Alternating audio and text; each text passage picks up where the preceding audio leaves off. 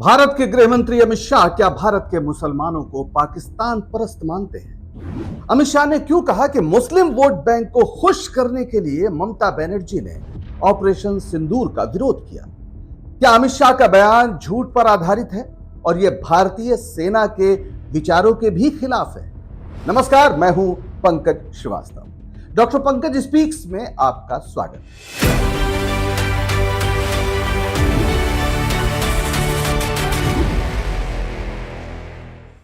हाल ही में गृह मंत्री अमित शाह कोलकाता पहुंचे और वहां उन्होंने एक रैली में जो कहा उसकी गूंज बहुत दूर तक सुनाई पड़ी।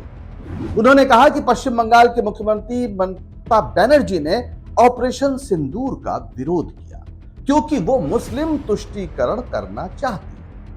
लेकिन क्या ये बयान देश के मुसलमानों को पाकिस्तान परस्त दिखाने की कोशिश नहीं है? ममता बनर्जी पर तो जो हमला है वो है ही।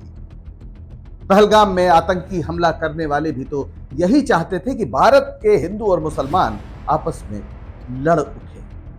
7 मई 2025 को भारत ने ऑपरेशन सिंदूर शुरू किया और पाकिस्तान के 9 आतंकी ठिकानों पर हमला किया। सरकार का दावा है कि ये हमले बड़े जबरदस्त और कामयाब थे और भारत के किसी भी शख्स को इस पर ना एतबारी नहीं है। यानी सब मानते हैं कि भारत की सेना ने एक शानदार काम किया।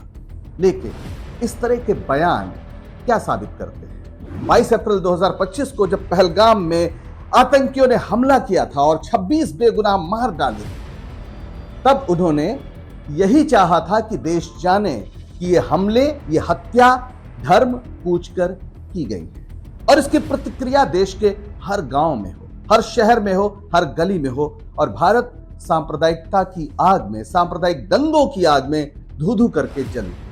पर भारत की महान जनता ने ऐसा नहीं होने दिया। भारत की जनता ने यह समझ लिया कि आतंकियों के इरादे क्या हैं और हर जगह हिंदू और मुसलमान मिलकर इस हत्याकांड के खिलाफ सड़कों पर उतरे। पूरे देश में रैलियां हुई।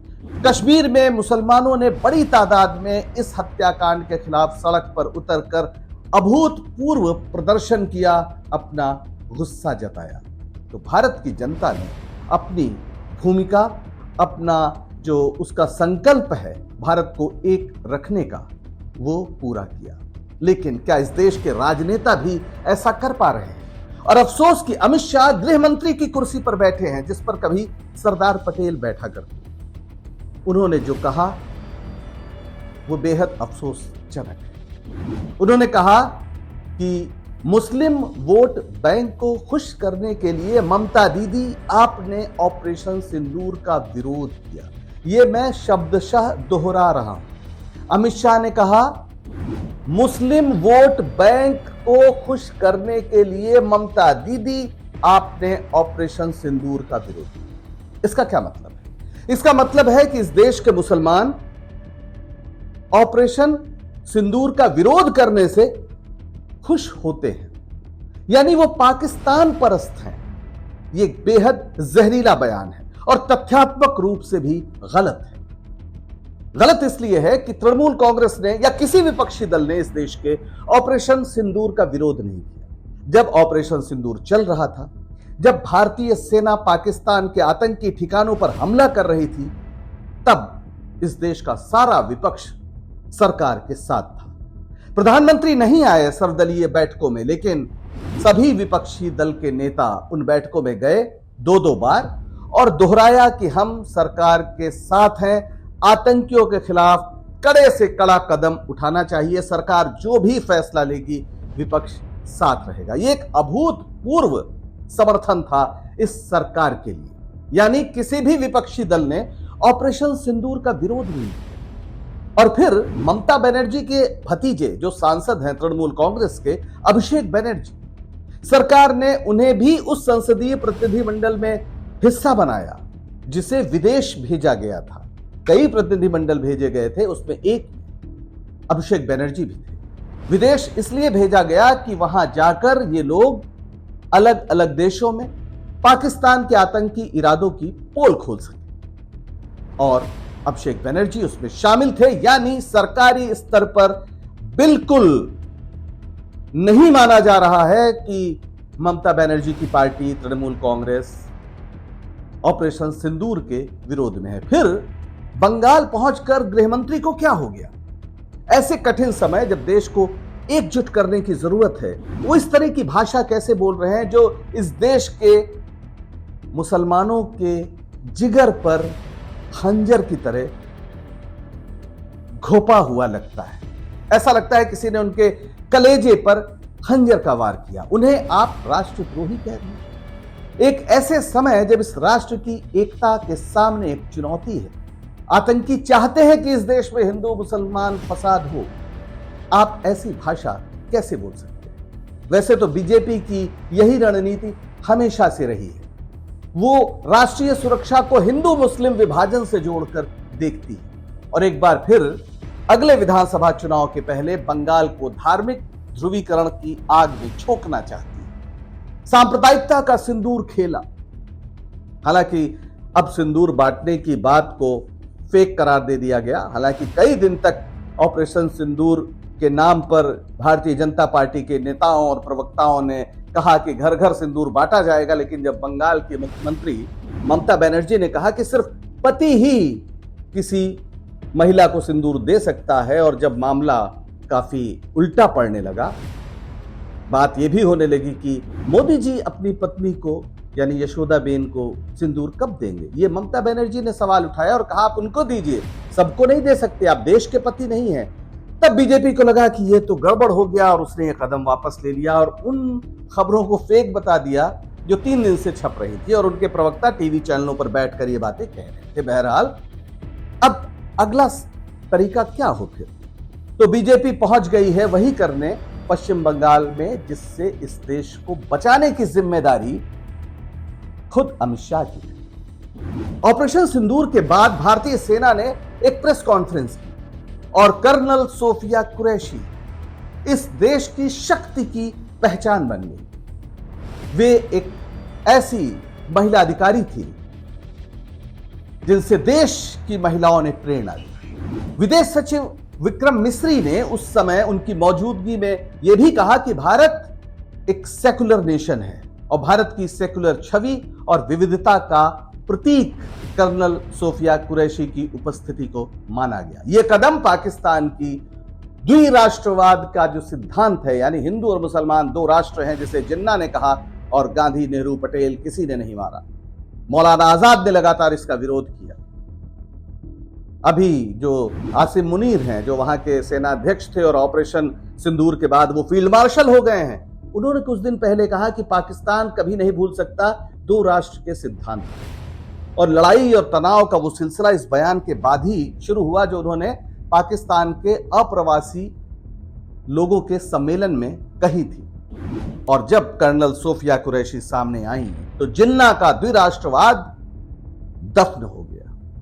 यह साबित हुआ कि भारत के मुसलमान पाकिस्तान के विचार के खिलाफ खड़े हैं और जो हिंदू और मुसलमान को अलग मानता है, दरअसल वो द्विराष्ट्रवाद का सिद्धांत मानता है। और अफसोस कि भारत के गृह मंत्री अमित शाह की भाषा से यही बात उभर के आ रही है। बहुत लोग, बीजेपी के तमाम नेता इस भाव से उभर नहीं पाए।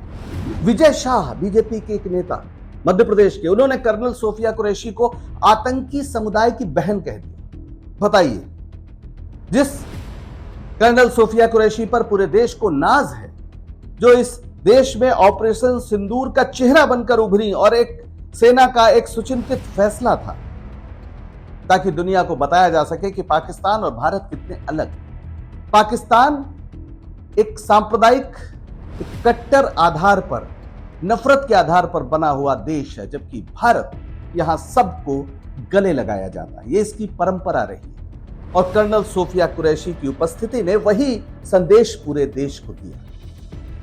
लेकिन गृहमंत्री जी एक चुनाव जीतने के लिए, एक प्रदेश का चुनाव जीतने के लिए, उस प्रदेश का तो माहौल विषाक्त कर ही रहे हैं। वो इस पूरे देश का जो मूल विचार है, आइडिया ऑफ इंडिया है, उसको अपमानित कर रहे हैं। वो भारतीय सेना की जो समझ है, जो उसने कहा कि हम सेकुलरिज्म के प्रति प्रतिबद्ध हैं, उसको भी अपमानित कर रहे हैं। गृहमंत्री का यह बयान सेना की सोच पर भी सवाल उठाता है और मुसलमानों को पाकिस्तान परस्त बताने की कोशिश करता है। इतिहास तो ऐसा नहीं, इतिहास बिल्कुल अलग है। 1857 को याद करें तो भारत के सम्राट कौन थे? बहादुर शाह जफर। उनका झंडा लेकर रानी लक्ष्मीबाई, वीर कुंवर सिंह, नाना साहब पेशवा, तात्या टोपे, ये सब जंग में कूद पड़े थे अंग्रेजों के खिलाफ। बाद में जब गांधी जी के नेतृत्व में आंदोलन हुआ तब भी एक से एक मुस्लिम नेता इस देश में, चाहे मौलाना अबुल कलाम आजाद रहे हों, रफी अहमद किदवई रहे हों या खान अब्दुल गफ्फार खान, सीमांत गांधी रहे हों, एक से एक नेता इस देश की आजादी के लिए सब कुछ कुर्बान करने के लिए सामने आए। अगर कोई नहीं था इस लड़ाई में तो उसका नाम था राष्ट्रीय स्वयंसेवक संघ। उसने एक बार भी आजादी की मांग नहीं की कभी, न सड़कों पर तब वंदे मातरम लगाया जो आज वो कसौटी मानता है देशभक्त होने की, और कहता है कि जो लोग वंदे मातरम नहीं कहेंगे वो देशभक्त नहीं। आप क्या ये बात भुला सकते हैं कि जब कश्मीर पर कबायलियों का पाकिस्तानी सेना जिनके पीछे थी उन्होंने हमला किया 1947 और 48 में, तो उसकी रक्षा किसने की थी? सबसे पहले ब्रिगेडियर उस्मान जो शहीद हुए थे। और ब्रिगेडियर उस्मान वो ब्रिगेडियर या सेना के अधिकारी थे जिन्हें पाकिस्तान अपनी सेना में शामिल करना चाहता था, वो नहीं गए। वो उत्तर प्रदेश के गाजीपुर का जो इलाका है वहां के रहने वाले। हामिद अंसारी जो इस देश के उपराष्ट्रपति थे उनके खानदान के थे। ब्रिगेडियर उस्मान ने शहादत दे दी 3 जुलाई 1948 को, लड़ते हुए मर गए कश्मीर की रक्षा करते करते। उन्हें मरणोपरांत महावीर चक्र मिला था। हवलदार अब्दुल हमीद को आप कैसे भूल सकते हैं? 1965 के युद्ध में खेमकरण सेक्टर में जब लड़ाई हुई तो 7 पाकिस्तानी टैंकों को नष्ट किया था।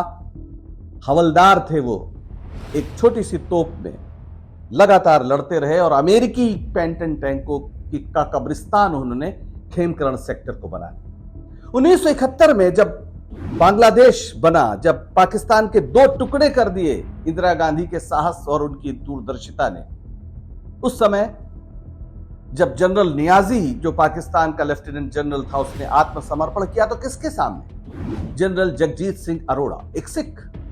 उस समय थल सेना अध्यक्ष कौन था? जनरल मानेकशॉ, पारसी।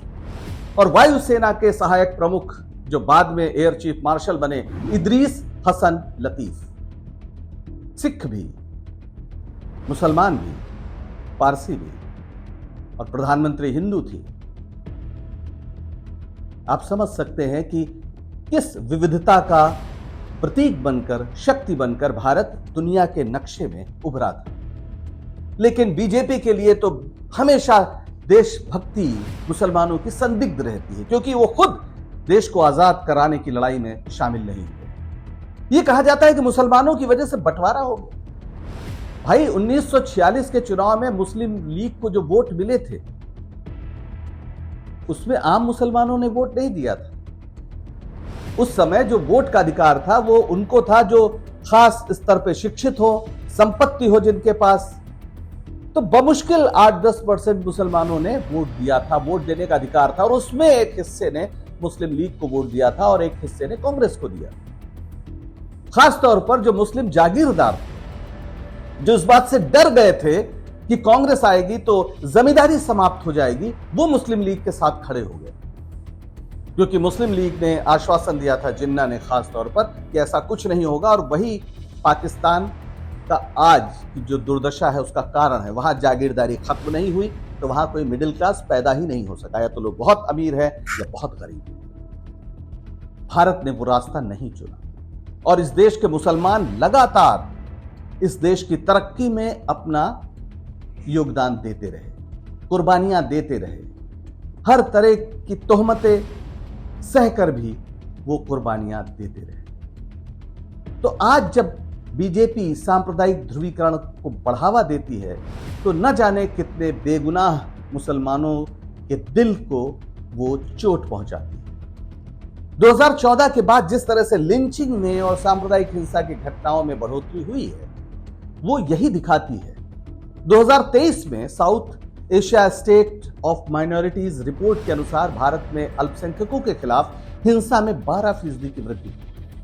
यह रणनीति बीजेपी को चुनाव में तो फायदा दे सकती है, तमाम हिंदुओं को धार्मिक अंधविश्वास और कट्टरता में डुबोकर वो वोट तो हासिल कर सकते हैं, लेकिन यह देश की दीर्घकालिक एकता और स्थिरता के लिए खतरा है। दोस्तों, अमित शाह का बयान न सिर्फ तथ्यात्मक रूप से गलत है, बल्कि खतरनाक भी। यह मुसलमानों को राष्ट्र विरोधी बताता है और सांप्रदायिक तनाव का जहर शहर शहर फैलाता है।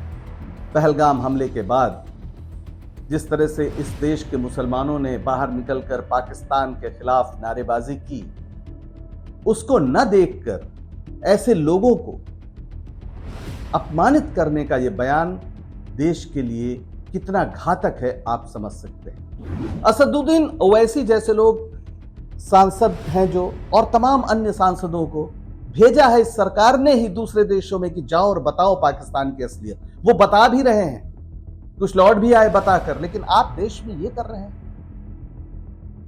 हालांकि जो सांसद गए उसमें बीजेपी का कोई नहीं था, क्योंकि बीजेपी सांसद बनाना तो छोड़िए, मंत्री बनाना तो छोड़िए, किसी को टिकट भी नहीं देना चाहती। तो ये पहले दिन से इनकी राजनीति में का जो बुनियादी चरित्र है वही है कि उनको अलग अलग किया जाए, यानी हिंदू और मुसलमान सबको अलग अलग किया जाए। मुसलमान भी बुरे हो सकते हैं, बिल्कुल बुरे हो सकते हैं, जैसे कोई हिंदू बुरा हो सकता है, सिख बुरा हो सकता है, ईसाई बुरा हो सकता है, बौद्ध और पारसी बुरा हो सकता है। कौन ऐसा धर्म है जिसके मानने वाले सब अच्छे ही लोग? अभी उत्तराखंड में एक बीजेपी की कट्टर हिंदू महिला नेता, जो महिला प्रकोष्ठ की अध्यक्ष भी थी, उसने अपनी बेटी का सामूहिक बलात्कार कराया है, तो पकड़ी भी गई है। उन्हीं की सरकार है वहां। उस बेटी का दर्द आप सुन नहीं पाएंगे। तो क्या उस महिला की वजह से हम पूरे भारतीय जनता पार्टी को बलात्कारियों की पार्टी मान सकते हैं? बिल्कुल नहीं। तो हो सकता है कोई मुसलमान भी कुछ गड़बड़ी करे। अभी कई लोग पुलिस ने पकड़ा है इस आरोप में कि वो पाकिस्तान के लिए जासूसी कर रहे हैं। उसमें हिंदू भी हैं, ज्यादा हैं, बल्कि सिख भी हैं, हो सकता है कोई मुसलमान भी हो। पर वोट की लालच में आप किसी एक आदमी की गड़बड़ी से पूरे समुदाय का रंग नहीं बता सकते। अमित शाह का बयान भारत नाम के महान विचार को अपमानित करता है। यह बताता है कि वोट के लिए राजनेता कहां तक गिर सकते हैं। अमित शाह भूल गए कि वो गृह मंत्री हैं और उनका काम इस घर की संभाल करना है, दरारों को भरना है, ना कि उसे बढ़ाना है। महताब राय तांबा का एक शेर है, दिल के फफोले जल उठे सीने के दाग से, इस घर को आग लग गई घर के चिराग से। बाकी आप खुद समझिए। अगर हमारा चैनल आपको पसंद आ रहा हो तो लाइक करें, शेयर करें और सब्सक्राइब करें। अब दीजिए इजाजत मुझे, यानी पंकज श्रीवास्तव। नमस्कार।